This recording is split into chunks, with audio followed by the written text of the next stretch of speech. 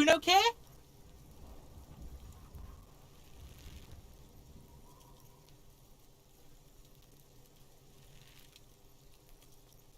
Kuno doesn't fucking...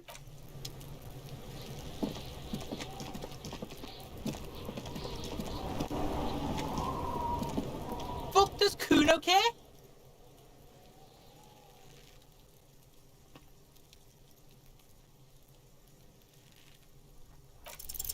It's not Kuno. It's Kuno S. Kuno S is by far the worst of the two. Kuno has no problem being near you, but the other hides behind the fence, afraid for her life, like she's done something very bad. She came up with that psychopathic scheme of screaming for help before. Kuno just wanted to talk to you about his name. Kuno S was the one who wound him up and directed him. Also, Kuno hasn't stopped talking to you, even enjoys it from time to time. When you talk to the other one, it's like talking to a cornered animal. She only hisses. All in all, Kuno respects madness. You cannot hope to outdo her on that front. You must win yourself a few minutes with him alone. Kuno S is by far the worst. She came up also. All in all, Kuno respects madness. You cannot hope to outdo her on that front. You must win yourself a few minutes with him alone.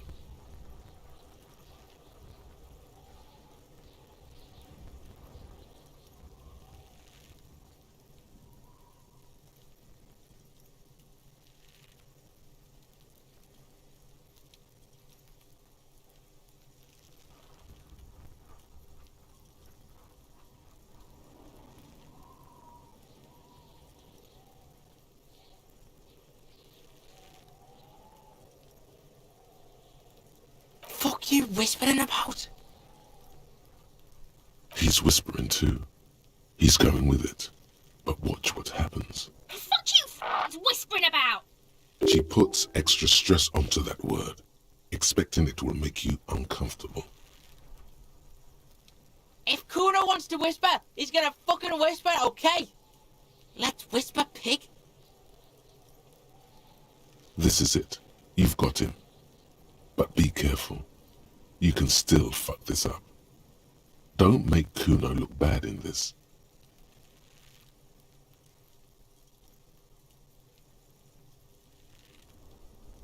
Crazy? You don't know the half of it. She's not crazy. She's insane. Dangerous. She's smoked a man. She's done people in.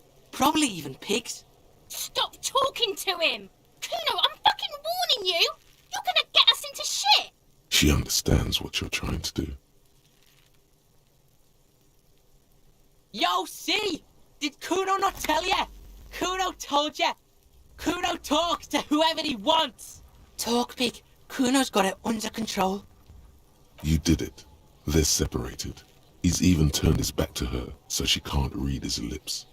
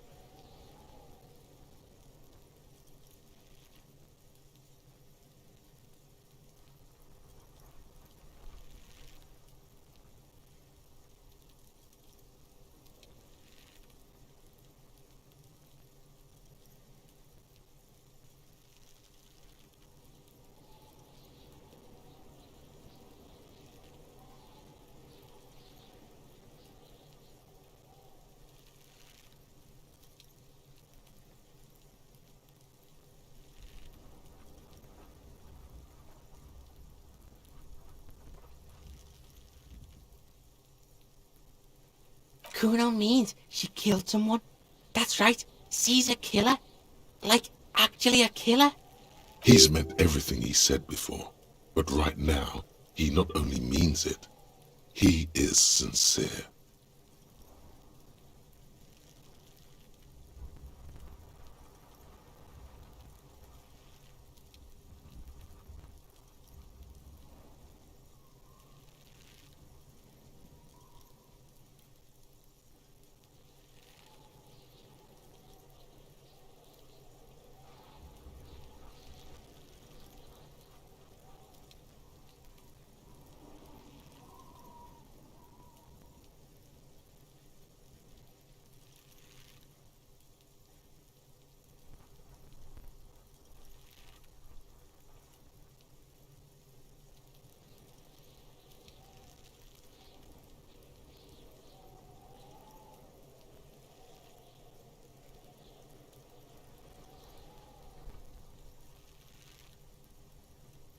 stealing is serious shit.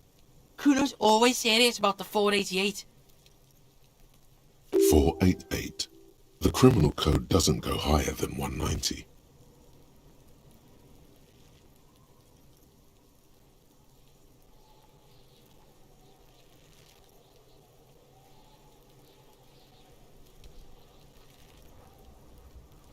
She's probably killed a pig too. I mean, I'm pretty sure she has.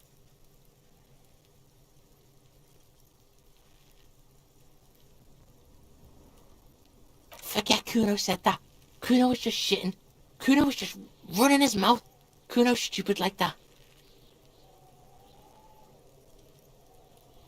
A cop would be too large for her to overpower, but a determined child of her size can still kill the vulnerable, the elderly, the homeless, or other children.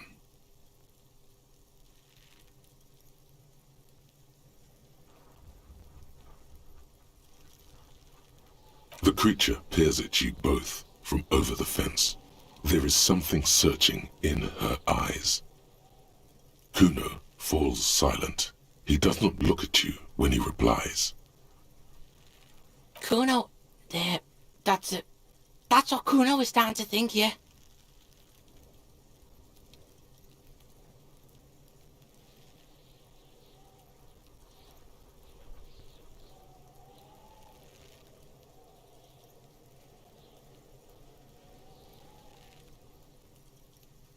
Yeah, she would have liked to fuck him up, but she didn't. Kuno wasn't around, and C was with Kuno. Look, Kuno's gonna put you at ease. We didn't do it. He speaks the truth, my liege. Yeah, she's psycho. None of that kiddie psycho, cat burning shit. She does the real deal. Snuff radio shit.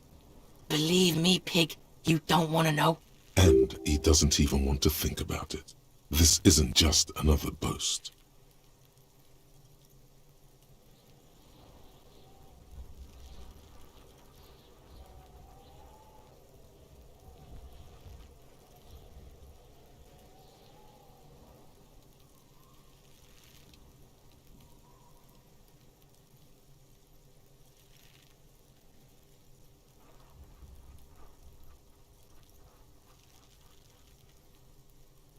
Fuck knows.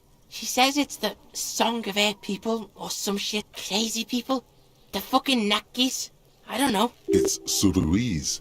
The Suru are an indigenous ethnic minority in the social democratic powerhouse Vasa on the tundra and tiger-covered Isola of Katla. Far, far away from here. As far as possible, really.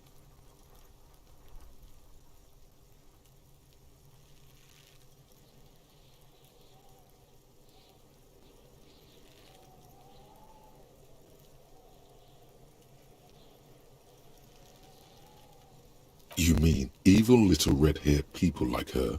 Yes, they do. The Suruese have that ginger gene. Suruese? Like that man from Helmdall shit? She could be.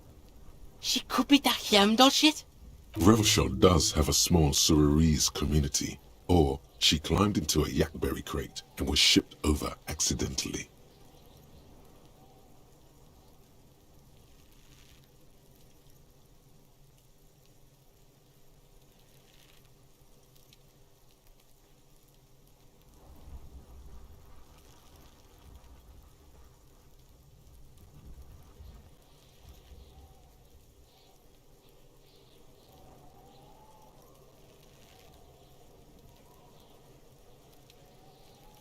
Fuck no, she's not my sister.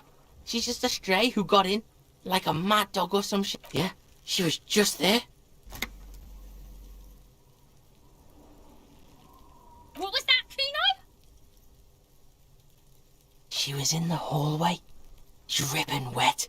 By the fucking shoe rack. In the dark.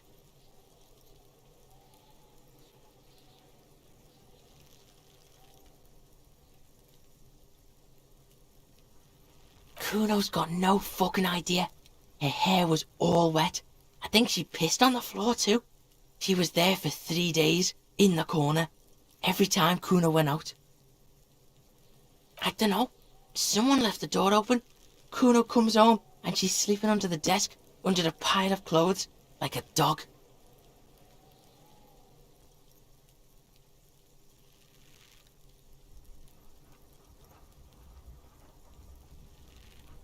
Kuno's dad doesn't give a shit. Doesn't even see her there, or thinks it's fucking Kuno. Shit's all on Kuno.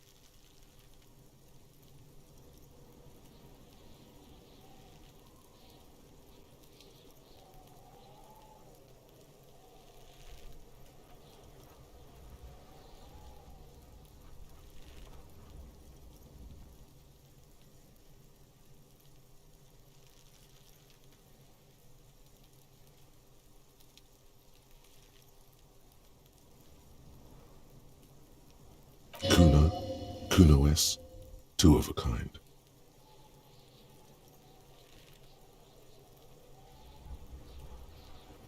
Cause she fucking looks like Kuno. No one knows her name. Kuno told you, this shit was Psycho Killer.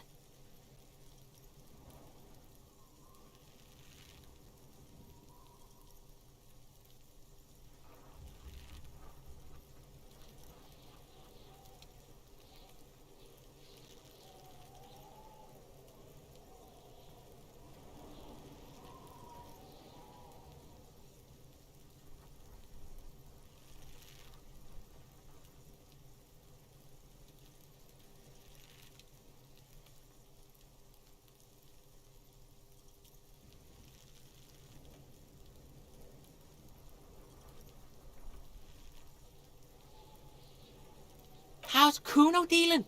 Kuno's dealing just fine. He doesn't need you fucking with any of it. C doesn't either.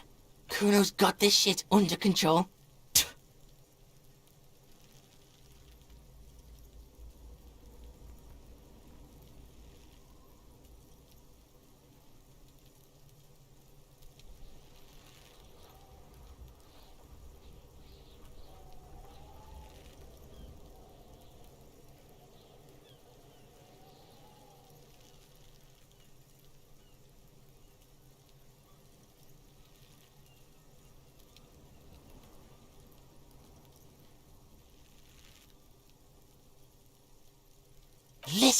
Listen. C is Kuno's go-to. Kuno's protecting her. You fuck with C, you fuck with Kuno. You threaten her, you threaten to take her away. This is what it all comes down to. He needs you to take him seriously now. I'm going to kill you. I'll run when you put the cuffs on her, sneak up on you later, and fuck you up. You understand?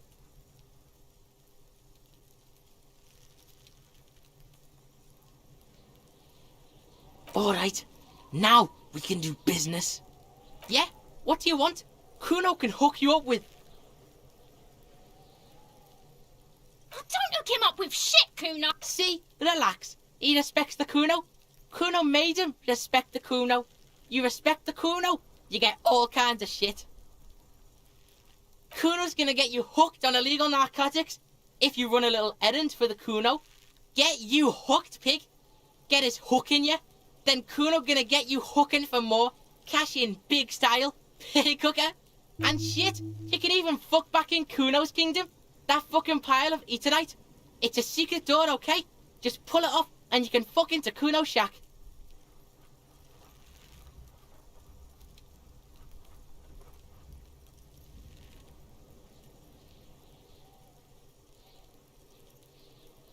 Kuno gets it from his dad. Kuno and his dad are major suppliers. That's where Kuno gets his lightning on.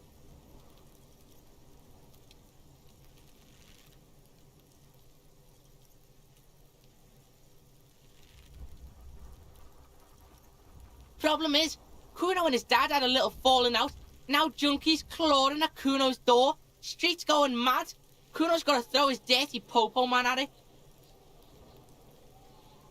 Dirty popo man is you. In there is Kuno's violent dad on steroids. Kuno's dad does steroids and speed. If you can take him, you can have half of the speed.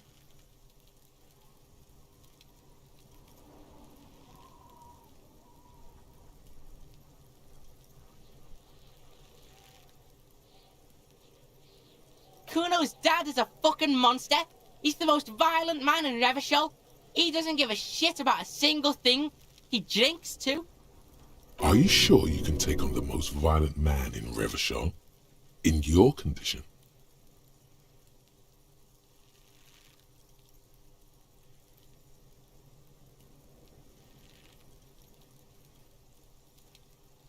Like half. A baggy, but like in... That's half a gram, sir. Yeah, half a G. Want it or not? Fuck you talking about half a G? This shit is giant, grade A shit. So clean you can barely see it. You can barely see it because there's barely any.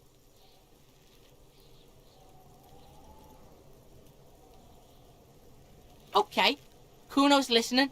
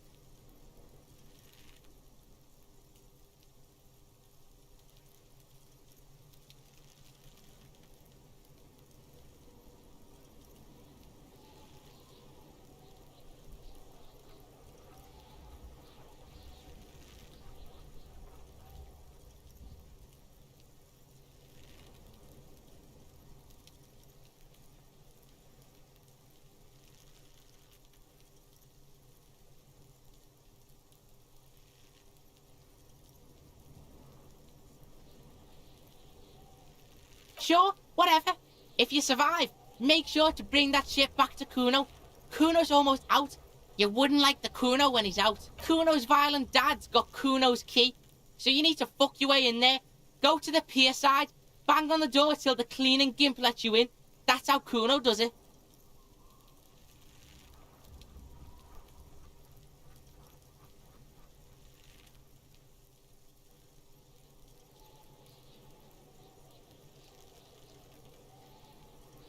Then you go to room 12 and kick down the door, police violence style. That's what Kuno does. And then it's action time. You're locked in the room with violent fuckhead. That's it. Next time Kuno sees you, you better have his shit. What the hell are you signing us up for here?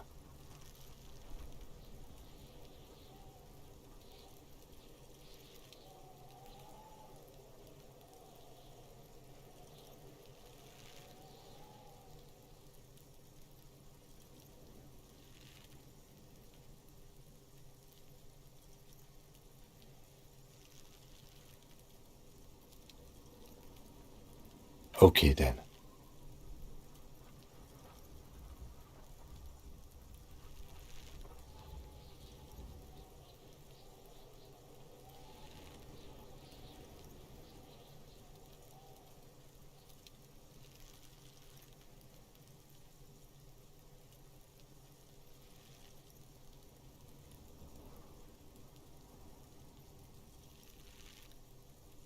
Yeah, like a fucking volcano. Yeah. Fucking You're lucky you didn't die there. wish Kuno could. That shit was vile. Kuno doesn't...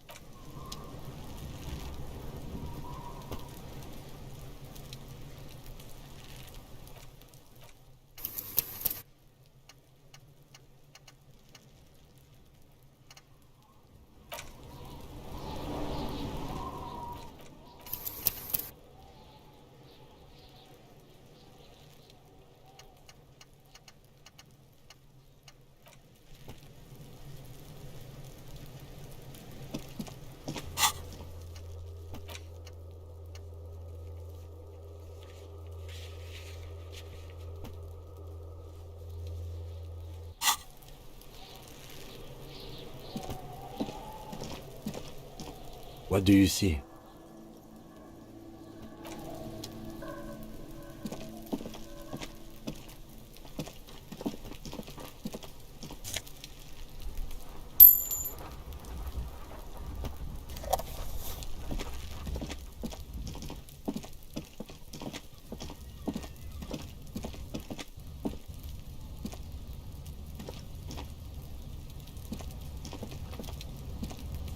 The pile of Eternite looks stranger now that Kuno told you about his pad. It's nothing. Someone just left some roofing material slanted against an old... Glad you asked. When junior researcher Olari Tal invented Eternite in the Vartna Polytechnic Institute some 30-odd years ago, he thought it would last forever. Hence the name, Eternite. Sadly, the only lasting thing turned out to be the material's highly carcinogenic effect.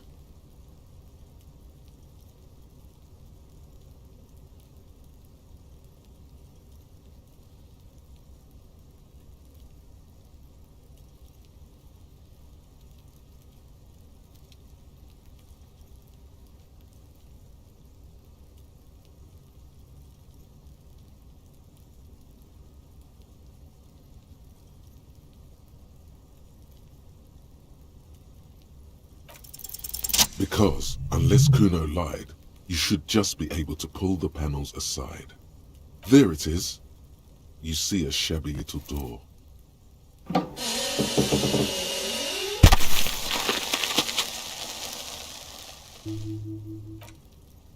So this is the shack Kuno mentioned. Let's take a look inside there.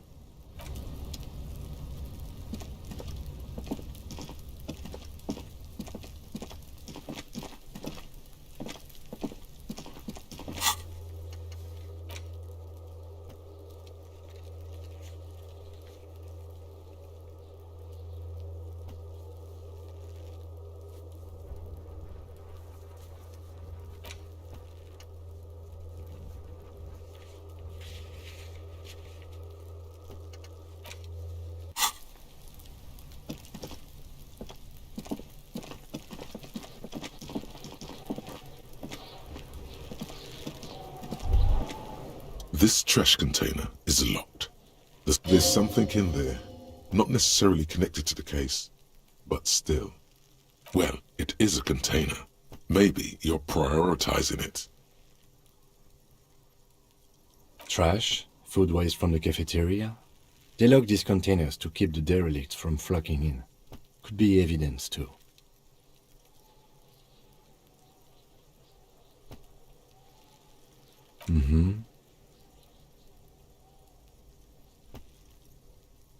We could try using a pry bar, the one you took from my motor carriage, or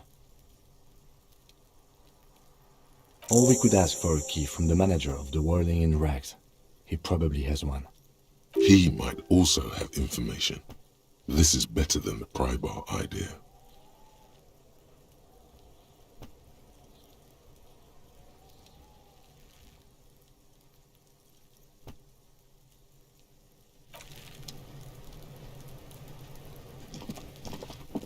I'll die before I squeal, pig.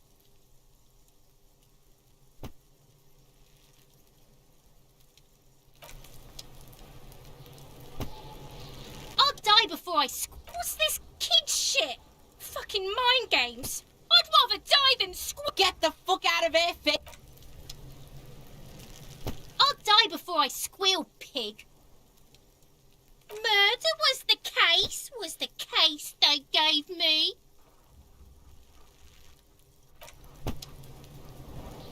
I'll die before I squeal, pig. I come from the woods, good Davidu. You don't want to go there with me. You Don't be traumatizing here!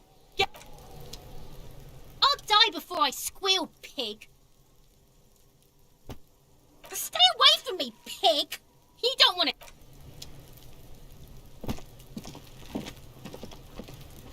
Fuck does Kuno care? Kuno doesn't...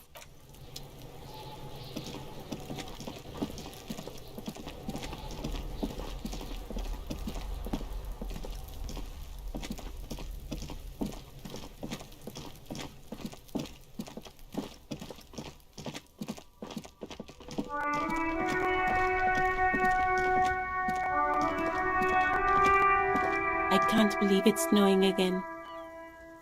It felt like springtime just a few days ago. Sure, I'm done with them. Go easy on that stuff. It gave me a terrible headache.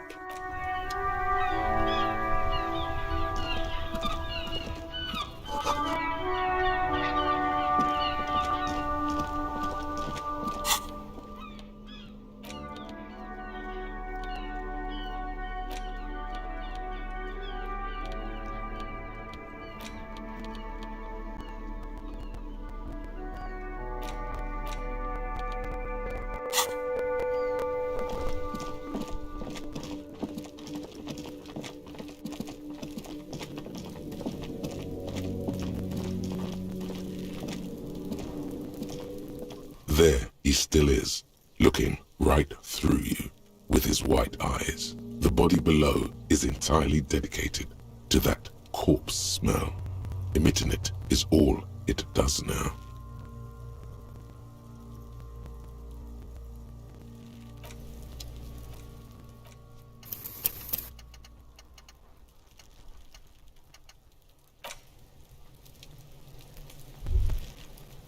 There he still is, looking right through you with his white eyes. The body below is entirely dedicated to that corpse smell.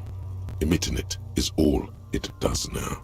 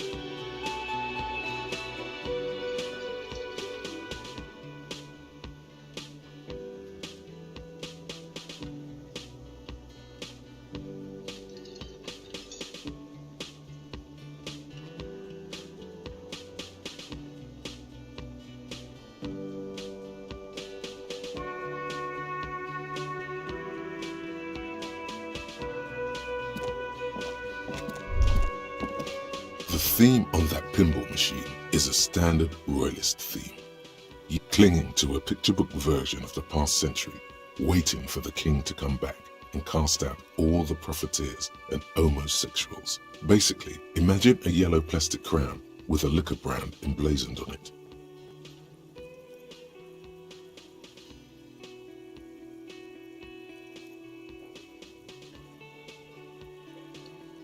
The sentiment is called anti-centennial nostalgia, pining for a time before the turn of the century.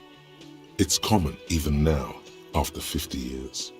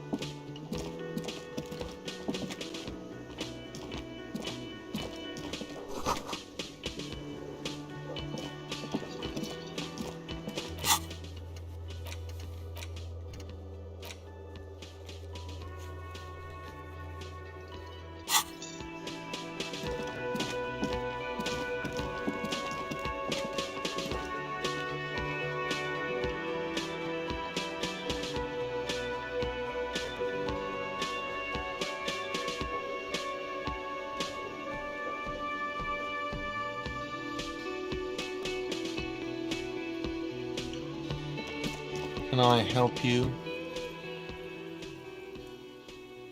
Mine? No, it belongs to the Whirling in Rags. Thank you for clearing that up. Why do you keep the container locked? Why? To keep the hobos and drunks out. That's why. And the neighbors too. They put their trash there and they don't pay for the garbage company. I thought as much. And are you the only party with access to the trash container? Well, yes. Us and the garbage disposal company. It seems a little callous, doesn't it? Something stirs in you. Prod at him and find out.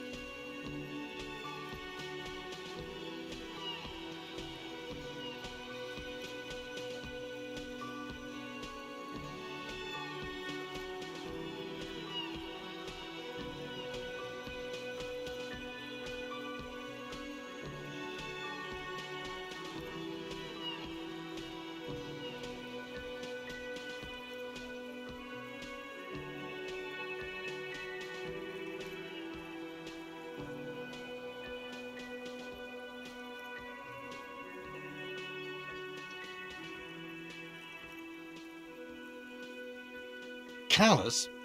What are you, Kras Mazov? Almost all establishments in Revachol keep their trash locked. The Whirling in Rags is not special. Krasmazov, nom de guerre, was an economist and a historical materialist. He was a leading figure on the Grad side of the Centennial Revolution, where he headed the 9-day government. Mazov is considered the father of scientific communism, Mazovian thought, or Mazovianism.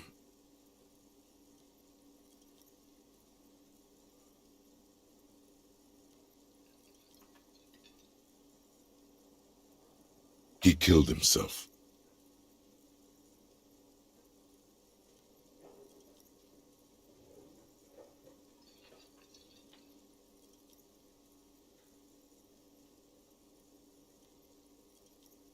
No one was implying you were, officer. Where were we? What do you need them for? It concerns the case. Please cooperate. Just bring them back once you're done, please.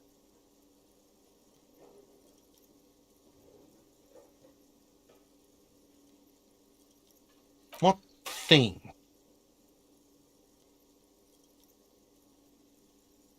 Yes, not the whole damn union, thank God. Just the nastiest and loudest faction. They come here in the evenings. Dumb, unruly types. Think they're big shit. But they're good customers. They place big orders and always pay on time. He hates the Union, but grudgingly recognizes its power over him. So he's directing his frustration at you instead. Retaliate.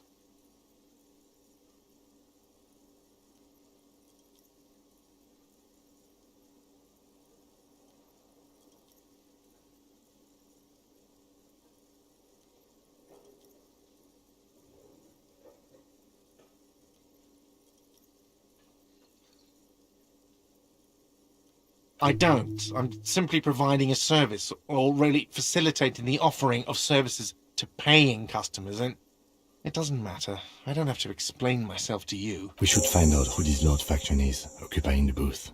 Loudness means talkative, and we need info.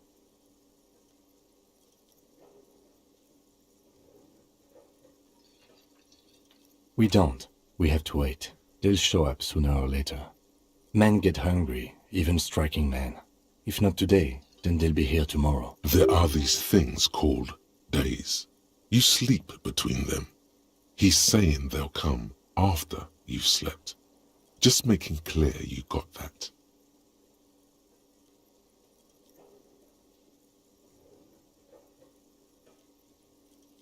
What? By the way, you should come back to this thing-based questionnaire if you see anything interesting in the whirling later.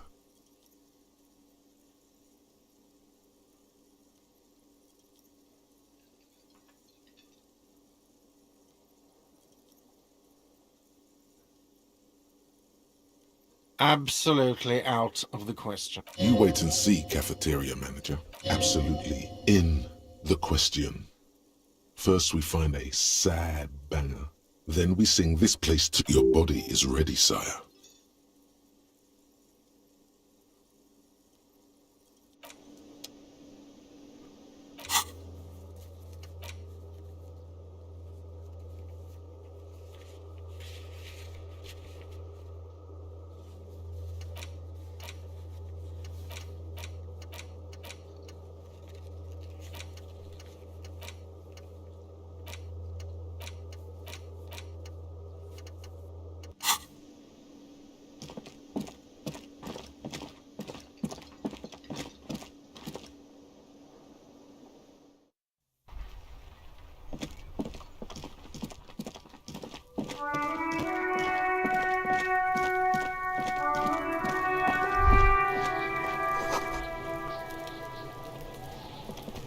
This trash container is locked.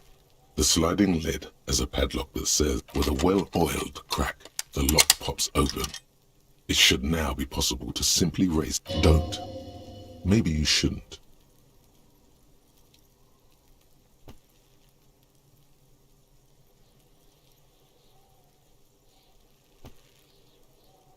There is, but you won't like it. Sweat forms on your brow. Your hand is still on the lid. No, we need to investigate now. The smell of rotten food rises to greet you. You see soggy cartons, dirty rags, and organic waste. We're just in time. This hasn't been emptied for over a week.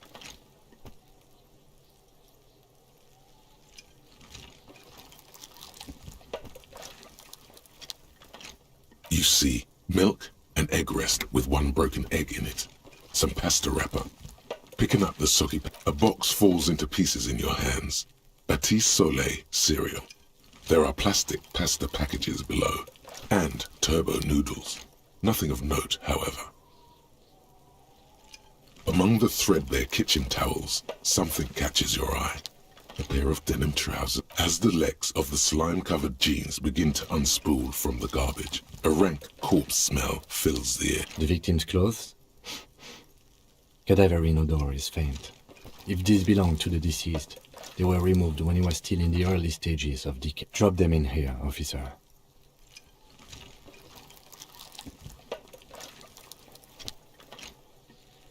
Guitar-marked blue jeans. Pockets empty, or emptied. He wore them with a belt, too, a white belt. The loops appear stretched, but...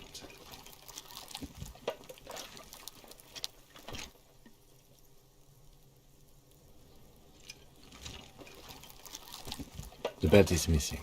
That's it. Do you see anything else in there? I have another... Something slimy catches your eye. A drab, long-sleeved shirt, olive-colored, appears from the food waste, dripping with pus.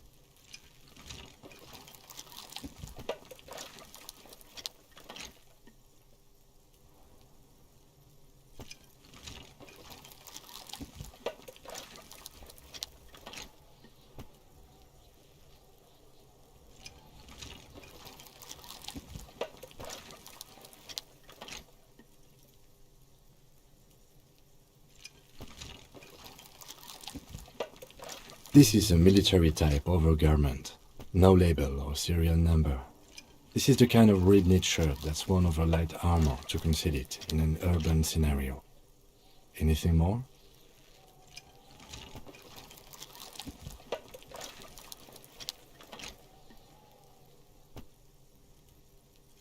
The rest of the rags are just kitchen variety waste. A yellow old mug that catches your eye. But other than that...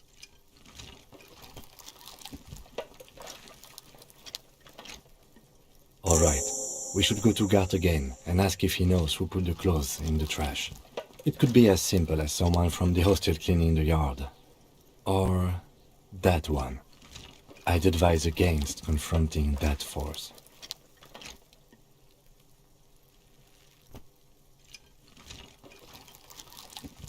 Not really. All we know is the victim's clothes are in the trash, the lid was locked, and his establishment had the key. It's just a small loose thread.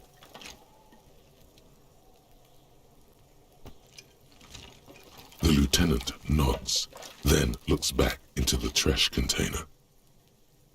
You pick out a broken mug with an oddly racist depiction of the yellow man frolicking in saffron, only in its social sensibility.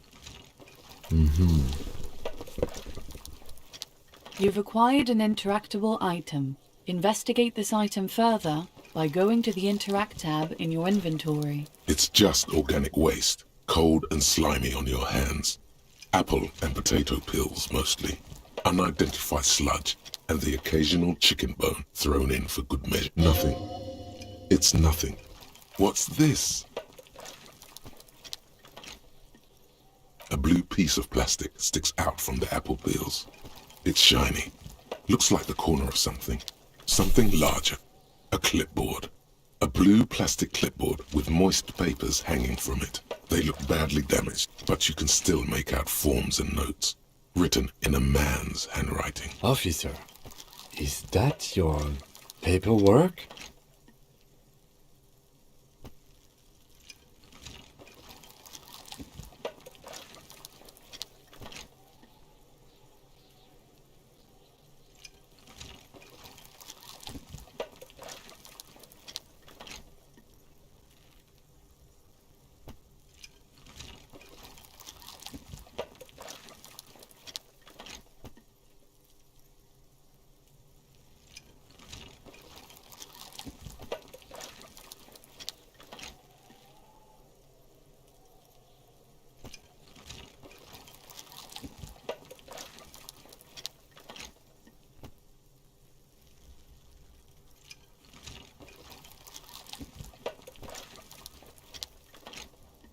Yes, it is. Look.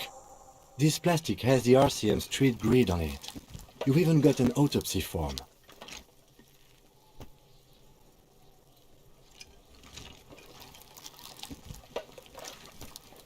If you don't mind me asking, how did this get in the trash?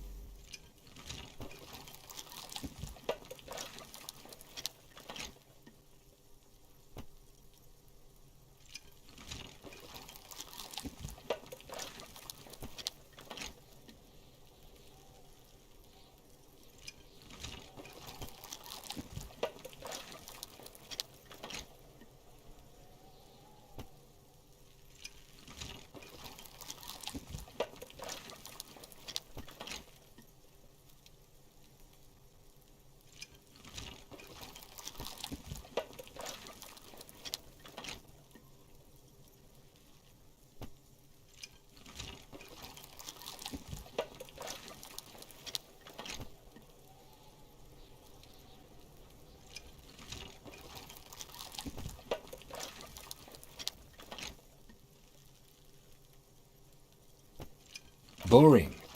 Try dangerous. You should do a thorough inventory of that. Be sure some has not fallen into the hands of the RCM's enemies, organized crime or worse.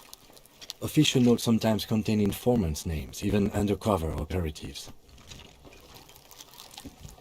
It would also not hurt to start taking notes on the case. Now tell me what your eagle eyes see. Or are we finished? Some items, such as the ledger you found, are interactable. Go to your inventory and select. The container sounds a muffled gong. That's one thing off the list. I think we got it all.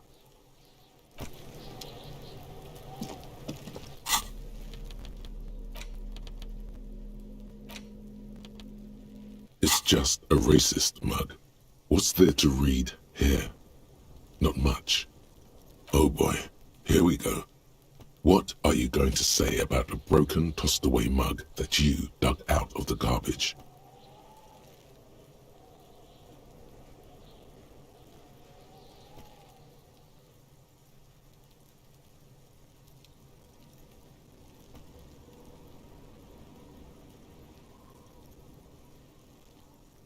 But it was in the trash.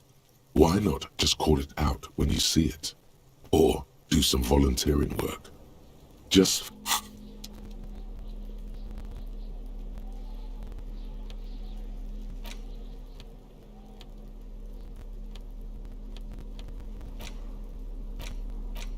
It's the legend found in the trash. A pitiful cabbage of white and yellow papers hanging from plastic board, barely held together by a metal clip. This sad display is made complete by the faint smell of urinal cleaner.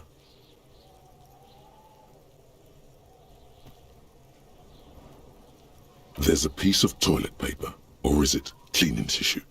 No, it's toilet paper, desperately sticking to the back of the blue plastic clip. It's a metaphor for you.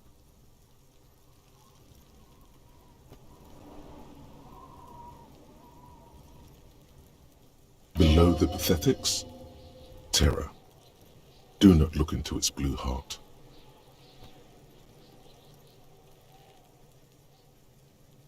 It's just toilet paper sticking to the back of the plastic clipboard. You can take it off if you want.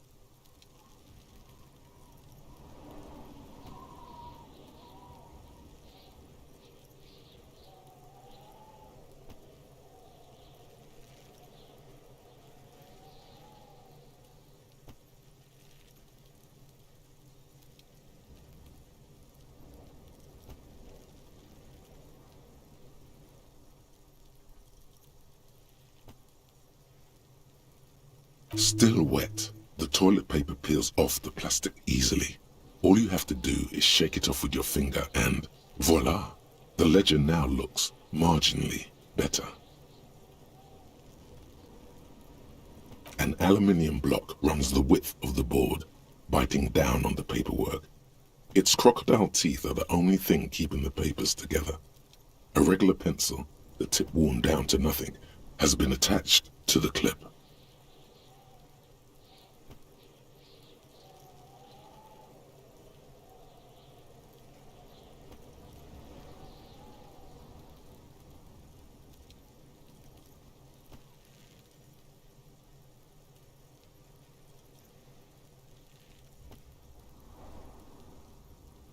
The surface is interrupted by a silvery sticker.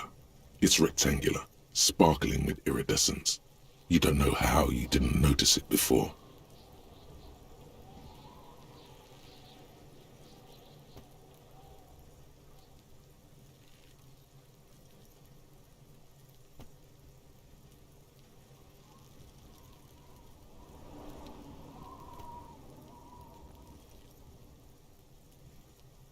It is similar to the RCM watermark on your blazer the lieutenant mentioned.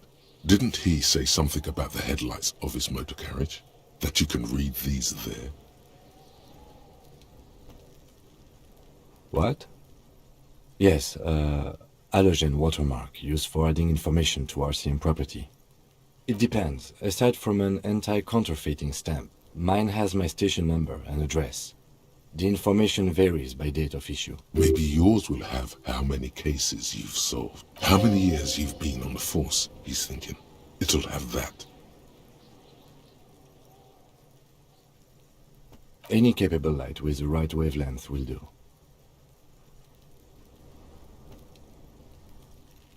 Yes, RCM vehicles have had lights tuned especially to reveal halogen watermarks. This means you can read the watermarks if you just turn the lights on. Okay. While a bunch of sodden papers sag from the clipboard in your hand, it's a sorry sight. They're not exactly white. They're yellowed in patches by sunlight and alcohol and covered in dense blue handwriting. Ink escapes into watercolor patterns, reaching its tendrils across entire pages. The paper itself is checkered with faint red lines forming short paragraphs.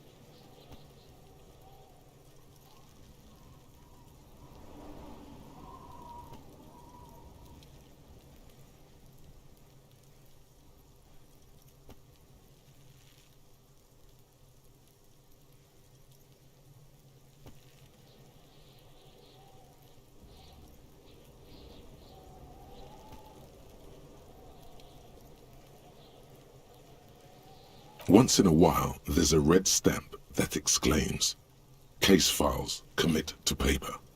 The case files themselves are plenty.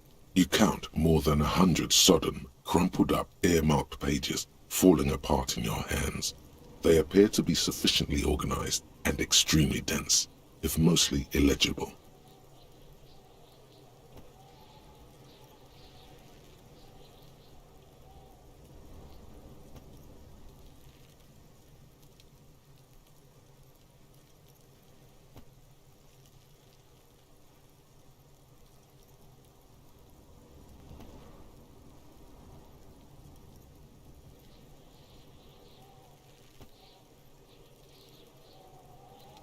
Work, strife, poverty, the Jamrock Quarter. These are handwritten logs of investigations dating back to January 51, this year. The exact number is hard to estimate due to missing pages and an odd naming convention. But there are at least 20, maybe 30 cases undertaken, not completed, mind you. It's the middle of March. You have attempted 2 cases a week on average. Huh? 2 complex cases to undertake is a lot, yes. You really have to push yourself. I would not suggest it, lest you start making mistakes.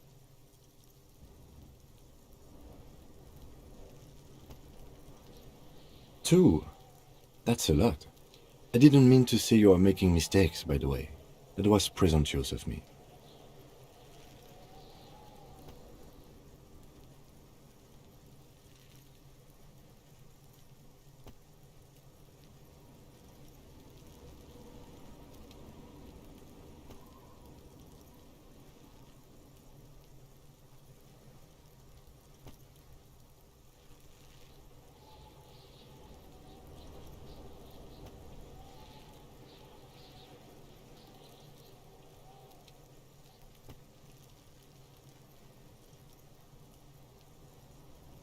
It's okay.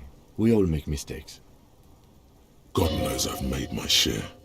He tries not to think of them. Like a fan of girls, the checkered papers dry in your hand. The handwriting is extremely dense, if mostly illegible. Yes, it appears you employ a, shall we say, robust yet literary system. Each investigation has its case number written on the margins. Yet, still more tellingly, most are accompanied by a name.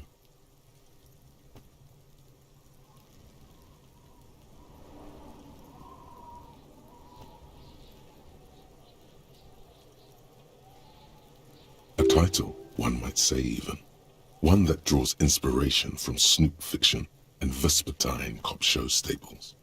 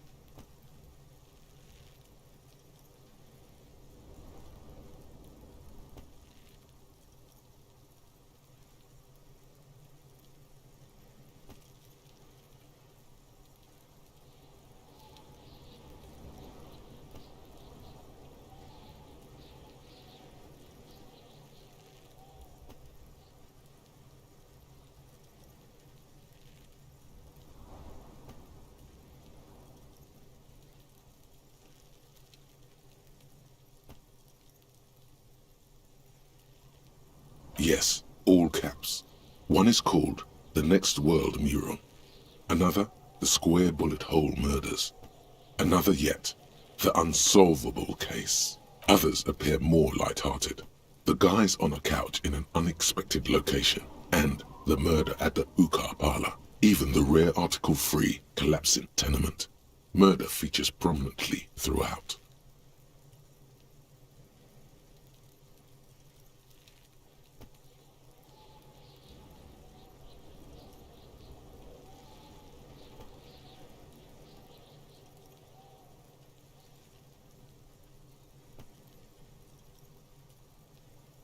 It's going to take an effort to piece these case files together, but it can be done. Once you're done inspecting them up close.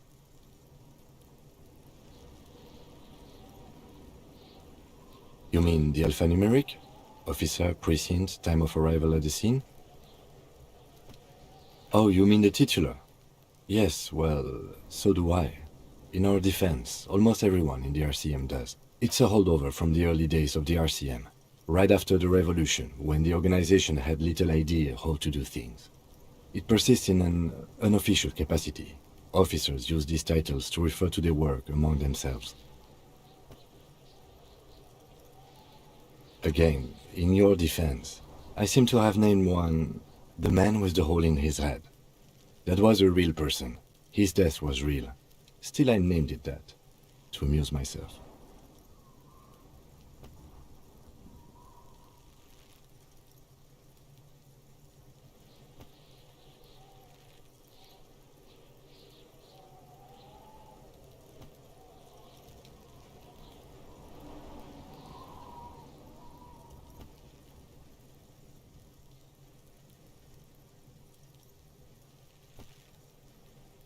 I pray his loved ones never find out.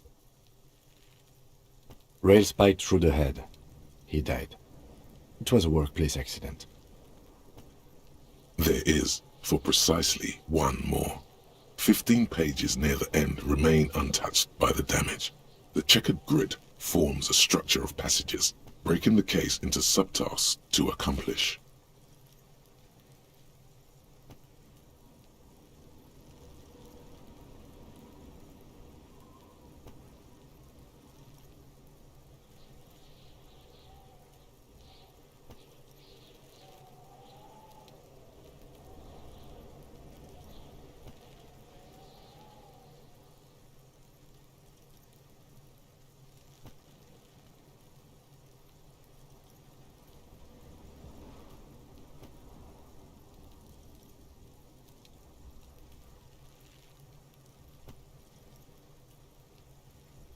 Once all the tasks are accomplished, the case is complete.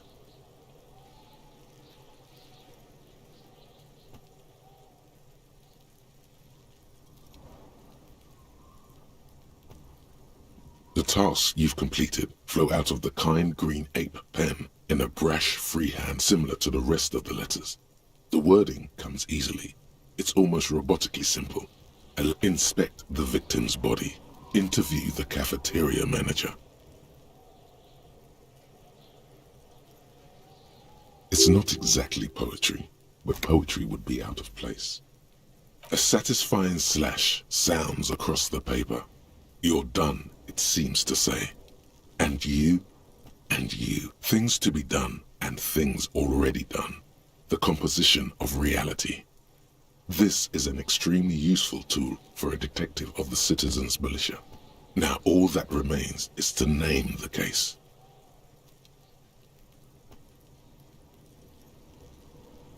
No, actually. Any ideas?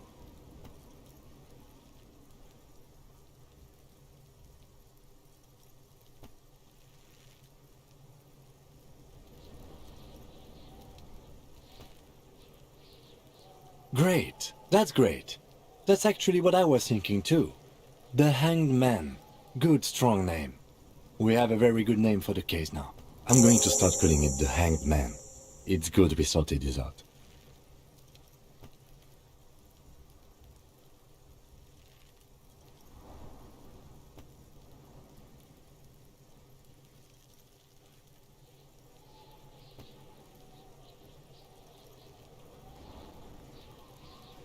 You don't exactly close them, so much as distance yourself from the smelly papers. They're a little further from your nose now.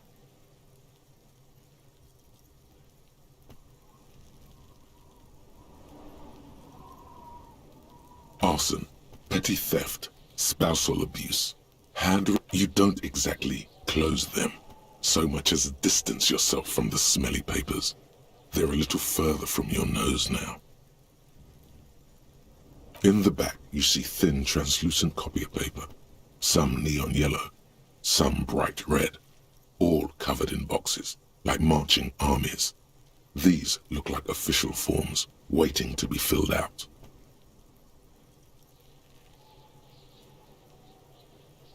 Then rip them from the binder and hand them out, according to type of 3. The topmost are misconduct fines, the middle ones are station calls, and the bottommost are field autopsy forms. Each is easy enough to make sense of. You don't have to be an intellectual giant to do police work.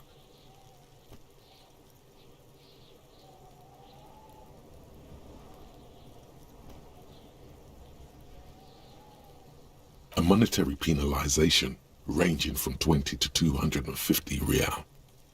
Severe cases allow for 1,000 real, but that requires special paperwork. The details of issuing these fines are spread out over the rest, but they appear pleasantly vague. These are quite sinister in turn. They give a date and time for the person to appear at the specified precinct police station. Below the call are the criminal charges you risk by not appearing. A dozen pages of thin copy paper, bright red in color. You see the parameters of a deceased human form waiting to be filled in. Age, sex, condition of internal organs. Yes, all that remains now is to fill those forms and hand them to people. Fines for wrongdoers. Interview requests for bad guys. The rest of the stinking cellulose is much worse for wear. Being sandwiched between the board and the rest of the paperwork must have spared the fragile copier paper. It's made of dark blue plastic, hard enough to beat someone to submission with. The edges are rounded, however. The U4 size board feels thick and heavy in your hand. Light shimmers on its wet surface. On the back you see the embossed letters, RCM, blue. The blue heart. Don't look into it. Something rattles inside, ever so lightly. Is there? At permeables, it's not hidden per se. The compartment is made for permeable materials that would get damaged if something happened to it. The plastic shimmers like lapis lazuli, but it is not see-through. You cannot see to its center. With your hands, U4-sized pages hang from the clip screwed to the top of the board. The acidic stench of rotting food is rubbed off on the cellulose. It now forms the base of the experience. This base surrounded by a faint air of spoiled meat, the stuff of death itself, and then sprinkled liberally with the citrus zest of toilet cleaner.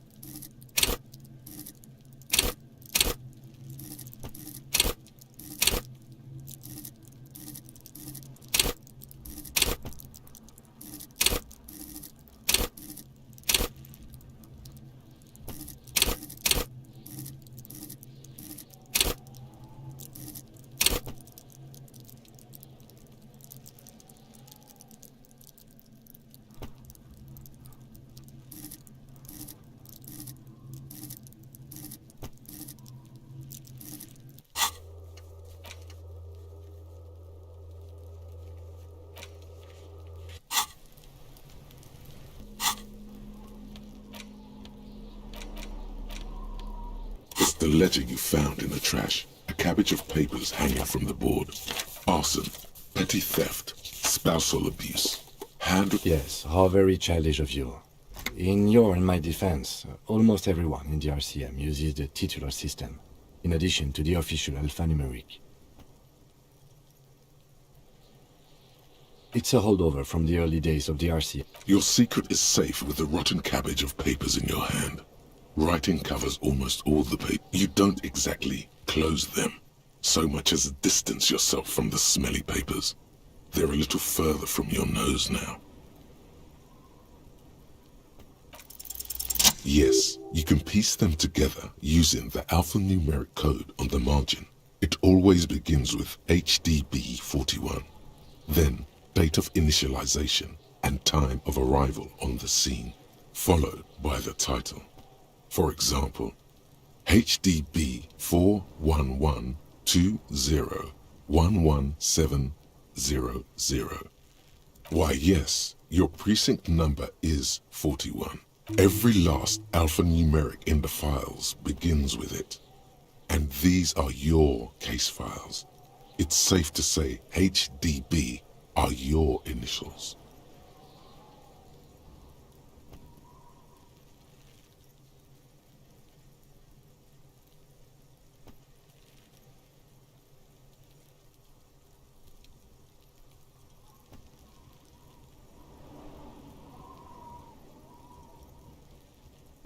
Feeling isn't really the jurist, probably for the best, because HDB feels like bad news from yesteryear. It takes about half an hour to piece one together, using the system you've devised. Where do you want to start? Not much has changed in the meanwhile. A bunch of sodden arson, petty, you don't exactly. It takes about half an hour to piece one together. Not much has changed in the meanwhile. A bunch of sodden papers still sags from the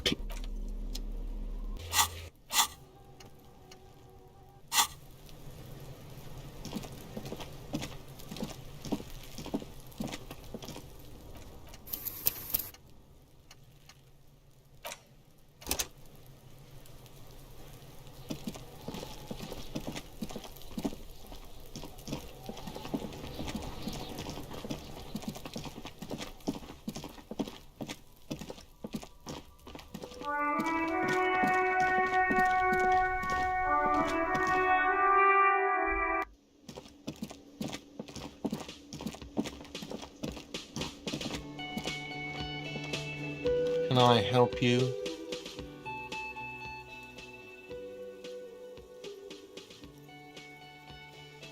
Thanks. I hope you found what you were looking for. How strange. I certainly didn't put them there.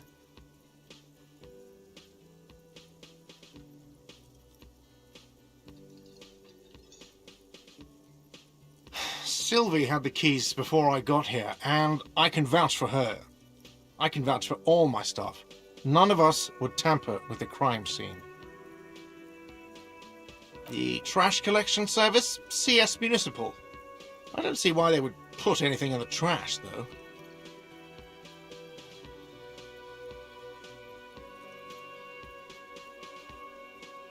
Ah, the elusive CS Municipal. I doubt we'll be able to track down who was sent here last and when. This will have to be one of those little threads that solves itself down the road. Thank you anyway. I think fugue states are more your forte, officer. Yes?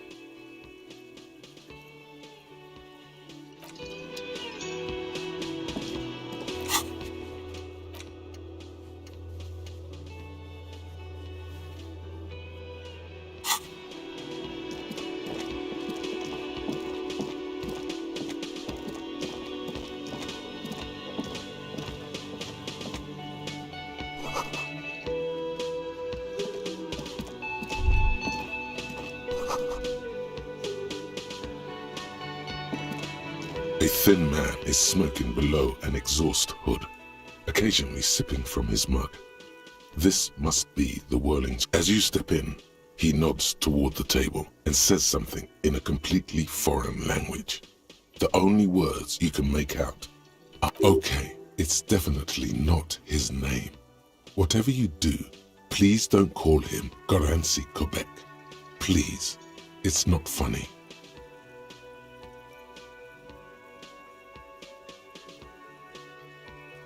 The man puts his cup down and replies something, his left hand drawing arcs in the air.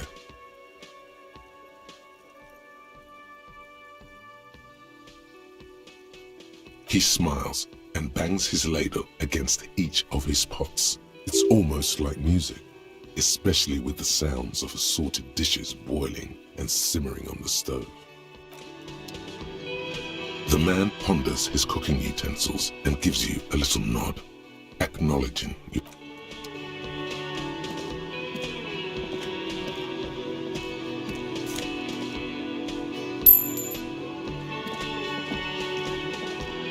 You see a heavy steel door with a prominent dimple lock. Its paint, you immediately feel drawn to the color. Blue is for mystery.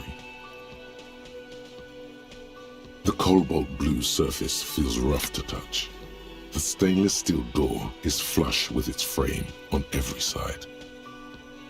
It leads to a side building adjacent to this one. The old building next to this, half ruined. Whatever is behind it must be older. You do? It's a door in the back of the kitchen. Why do you care where it leads?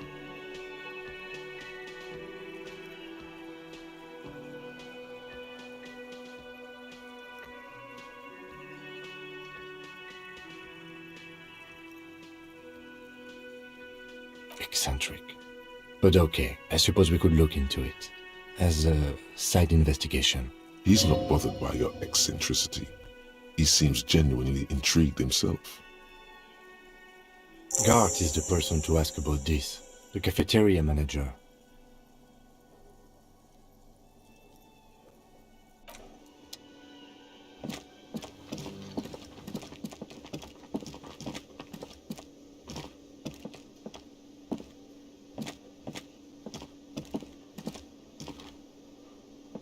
Can I help you? Another thing. Great. I love those. Oh yes, that door, sure. There's nothing mysterious about it. It's just a door. No, I don't have a key. I don't know how to get there. And I don't care either. It's not like I've been wondering about it for 10 years. It's just a frit warehouse, or some boring storage space with a bunch of old junk and dust. Junk and dust.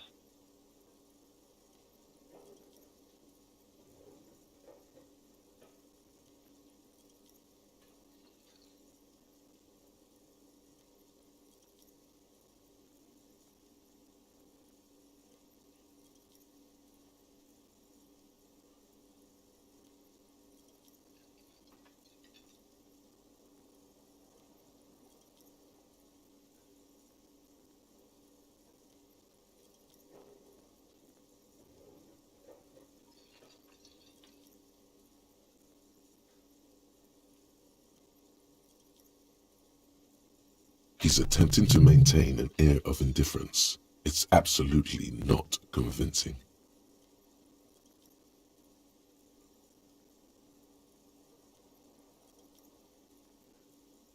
Fine, okay, a little. But my job doesn't leave me time for wondering about one locked door in one of the cafeterias I manage. So I haven't opened it. I have cleaned the whole place 100 times over, though, after the animals. And I haven't found a key, so good luck with that. Yes?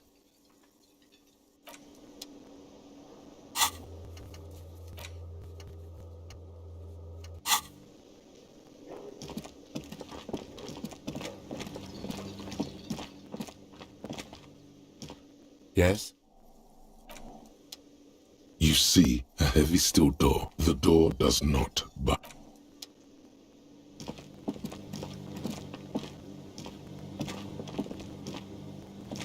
The man ponders his cooking utensils and gives you a little nod. He looks up at you, then looks away quickly, shrugging and muttering something to him. Shrugging is an international sign for, no, I don't know what's behind that door.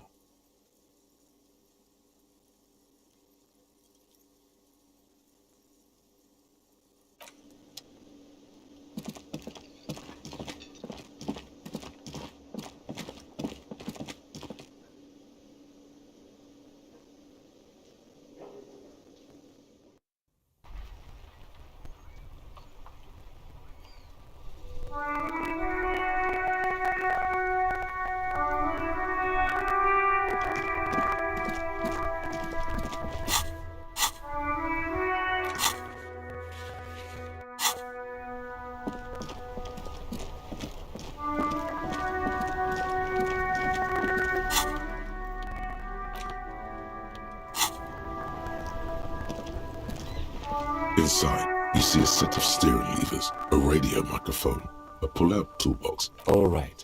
Ready? I turn, you press start. It's next to the preheater.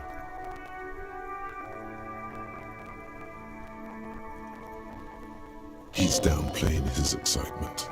The lieutenant is more than happy to show off his precious carriage.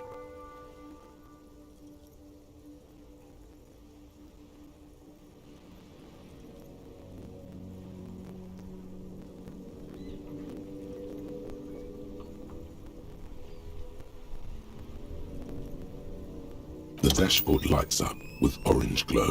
The Raspberry gauge jumps, and the engine of the Caprice Canada comes to life with a whiny growl.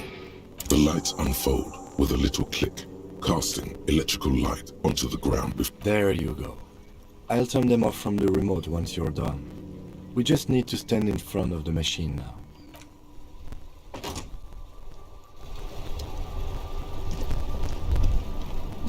As you hold your ledger's clip under the headlamp, an iridescent hologram appears. A street grid and the veins of a great river. A familiar sensation. There she is. Revachol West.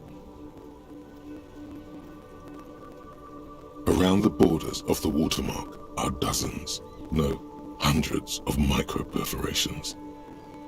The rectangular watermark is overlaid with the logo of the RCM, and yet the major arteries of Revachol are all recognizable. They shimmer in the Kanema's headlights.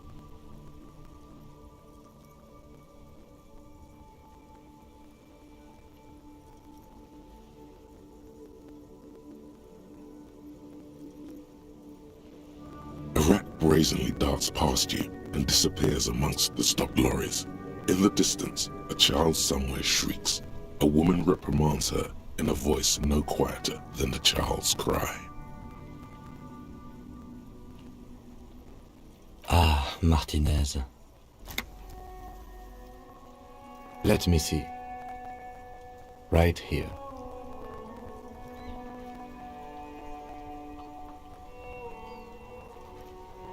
No, it does not. There are many of them, and they are divided into 3 separate rows. The first row has 18 dots. Not bad for what? You don't even know what it means yet. The next is the longest. It runs all the way around the border, and then some. You count 216 perforations. Considering that nice, large number, a wave of pride washes over you, though you can't say why, precisely. The last row has 3 perforations. That's it. Those are perforations. They represent your record as an officer of the RCM. They are your statistics, as it were. I should have guessed you'd keep a record. Officers often do. Let's take a look. Alpha male officers who are proud of their numbers often do. It's... The first row represents your years of service. 18 years. Okay, not bad at all. What did you do before you volunteered?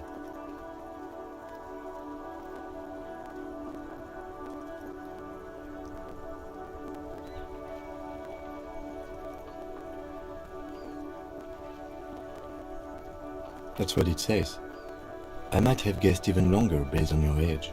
What did you do all those blissful years of your youth?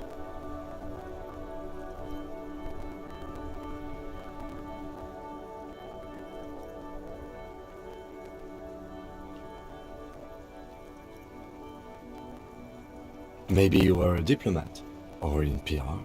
Doesn't matter, I suppose. Let's move this next row. The one that wraps all the way around is your number of closed cases. Closed is good. It means finished. You've got, wow, more than 200. It's quite a lot, even for someone who's been on the force for nearly 2 decades.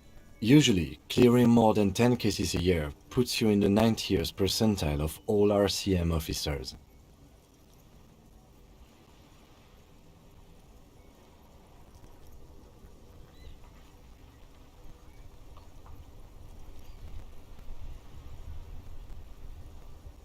Right.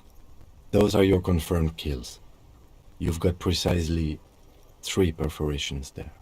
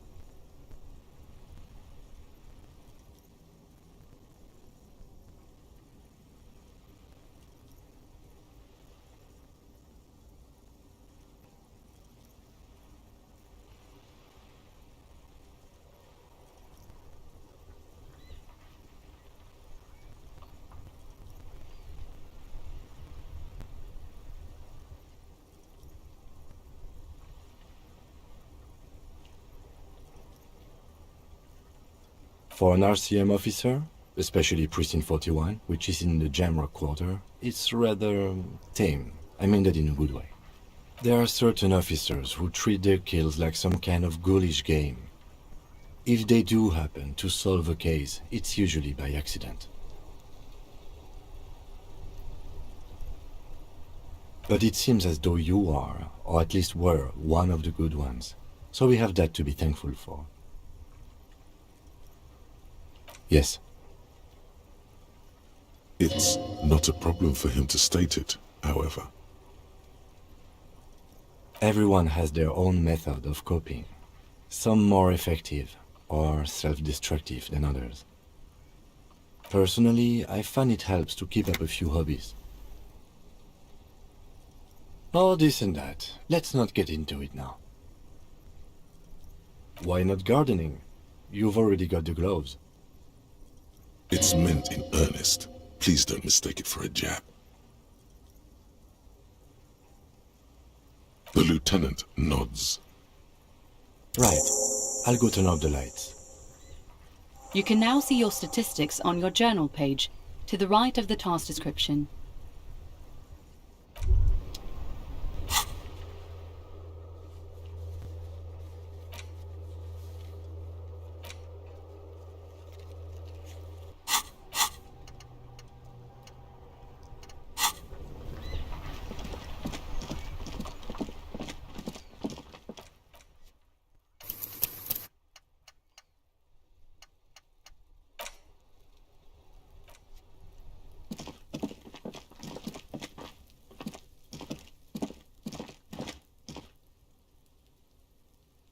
An old call box with a matrix of push buttons lists all the companies in the East Delta Commerce Center. An off-key melody starts playing after you ring the door. Kuno, please stop calling here. Grown-ups don't have time for your stupid games. She thinks you're the gremlin child. What would he say to this?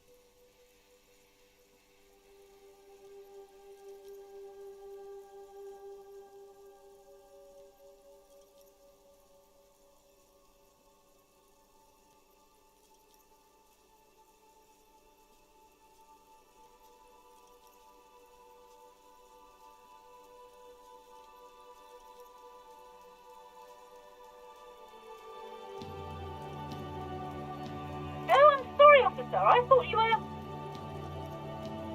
But the doorbell is broken, and the bookstore shouldn't even be on the list anymore, so I can't help you. Please don't call here again. A single beep indicates that the line has gone dead.